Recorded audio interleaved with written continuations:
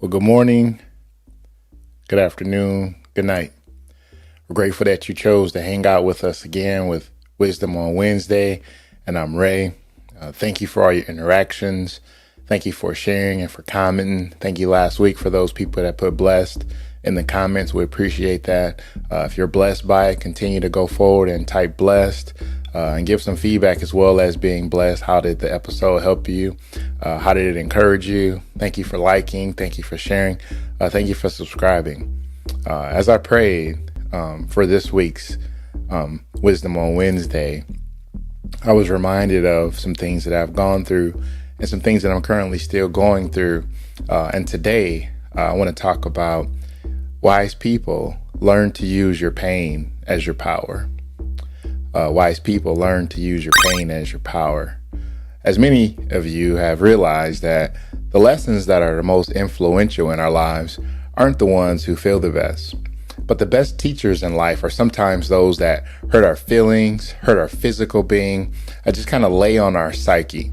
And many people use a term that's very popular today as triggered.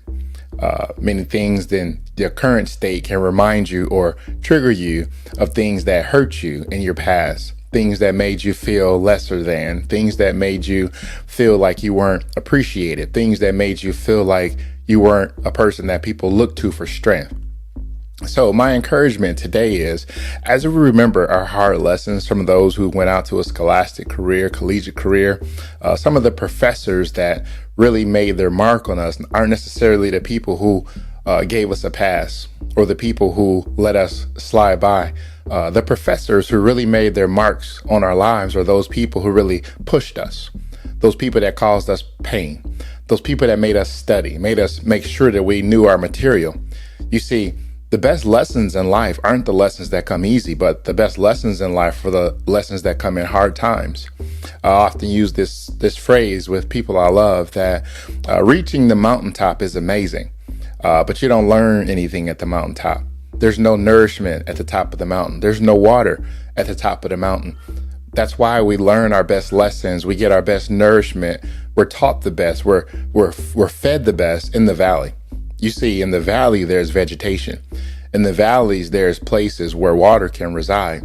Even if the sun isn't shining in the valley, you're still growing, you're still learning, you're still being built up. So as I was considering and thinking about the pain that many of us have received, sometimes we apply for jobs and we didn't get those jobs. That's pain. That's rejection. Sometimes we thought we were in love with somebody and we thought we wanted to spend the rest of our lives with that person, and those people rejected us. That's pain. But I think we should use that pain as fuel, not necessarily fuel to be arrogant or fuel to be in a space where we can look down on other people, but use that as a lesson in life that sometimes just because you're rejected, sometimes just because you didn't get the job, doesn't mean that something's wrong with you. What it means is there's still a lesson that we're trying to be taught, that if we get everything that we want to appreciate the process. You see, when you're rejected, when you're denied for a promotion, when you're denied for an advancement on your career, it makes you introspect, or it should rather make you introspect, make you reevaluate your skill set, make you reevaluate what you're offering. Just because somebody told you no doesn't mean that that's the job for you and you're just going to make it happen. But it's a great opportunity for you to evaluate the product that you're putting forward. If somebody walked off and left you and they shared some information with you that may have hurt your feelings but actually helped you grow as a person, evaluate yourself. Use that pain for your power to make yourself better. Use that pain to not necessarily be upset with that person because they said it, because some of the worst things that we hear can actually be the best things for our future. If a person loves you, they'll be truthful with you. If a person cares for your advancement, they'll tell you the things you need to work on. That may not feel good all the time, but ultimately it's the people that care about you that will tell you the truth. Unfortunately, in this modern day, that we don't seek out friendships or mentorships when people actually be honest with us. We seek out mentorship and friendship that people that will fluff up and puff up our egos. I'll inform you, friends, I'm almost 50, that the real people who care about me are the people who don't care about my feelings. They're not impressed by my resume. They're not impressed by my accomplishments. They're very happy for me. They're entrenched with me, but they love me more than who I am or what I've done. The person is more important than my accomplishments. And they want to see me succeed. They want to see me go farther. So they're honest about the things I need to continue to work on. And I thank God for people like that in my life. In order for us to grow forward, we've got to evaluate where we've been. And unfortunately, some of us have been in some pretty dark places. Some of us have been in some painful places. Some of us have been in some isolated places. Use that pain for your power. Don't continue to be isolated just because you've always been isolated, but use that fuel to say, as the Bible says, if I want friends, I'm going to show myself friendly. That I'm going to be the spark that allows people to recognize I have more to offer than my past. I have more to offer than what you can see. So when you evaluate where you've been, when you evaluate the emotions you went through, when you evaluate those things that you've been triggered by, ask yourself an honest question. Why am I still triggered by the pain of my past? What is it about my past that won't allow me to go forward? What is it about my past that triggers me to stop moving forward? You see, I'm not trying to get all smart on you, but I want you to understand something. The reason that you're triggered because it's a physical response of something that's in your emotions, something that hasn't been dealt with, something that hasn't been to a space to where you can learn from that particular area in your life. You see, you can have a situation that will remind you of when you were 13 years old and you'll respond just like a 13-year-old. You'll be quiet, you'll pout a little bit, and you'll just shut down. But I want you to use that pain to remember what it felt like to not be a person that people came to and recognize how far you've grown since you've come from that place. Use your pain as your power. I remember one time when we were rappelling from a helicopter when I was in the U.S. Army. And when I was rappelling, the technique was, they called it fast roping. And the premise was when we fast roped that the helicopter will come down about 90 feet from the ground. And the rappellers, that will be me and the rest of my cohorts, that we will grab the rope. We will put our boots around the bottom and put our feet around the top with a 90-pound rucksack on our back and our M16 across our back. Now, the purpose and the plan was for us to get out of the helicopter on the ground as fast as we can to set up a defensive perimeter so the rest of our buddies can come in another helicopter.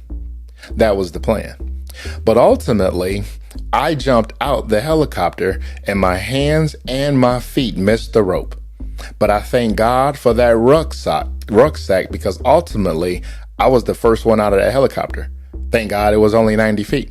But my endorphins and my adrenaline was so high, I couldn't show how much pain I was in because my buddies were going to roast me about it later.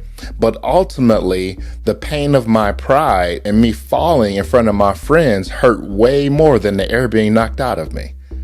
I hope you can resonate with that story. There are some things that happened in your past that ultimately will help build and shape your character. But we can't allow our past to hold us hostage. We can't let little failures like that keep us from getting in the helicopter and jumping out again. Ultimately, because I failed horribly in front of a lot of people, I was more specific and I paid more attention the very next time I did it. That's right, friends. I did it again. On the inside, I was scared as a little bitty baby, but I understood. If I let that one failure keep me from getting back in the helicopter, I will never, ever be effective for the people who are depending on me. So even though I had failed in front of a bunch of people, I had to get back in that helicopter. I had to put my hands on that rope, praying every prayer I could possibly pray because I didn't want to fall twice. But ultimately, because I failed and I fail, I was able to be one of the best people and I could teach people how to rappel properly. Isn't that funny how that works? That we can actually teach lessons off of our failures. We can actually encourage based off of the places we were discouraged. Use your pain as your power. Don't let your pain put you in a space of paralysis that you can't move forward because you failed. Use your failure to encourage somebody who's going the same way you possibly were going. Use your pain to encourage yourself.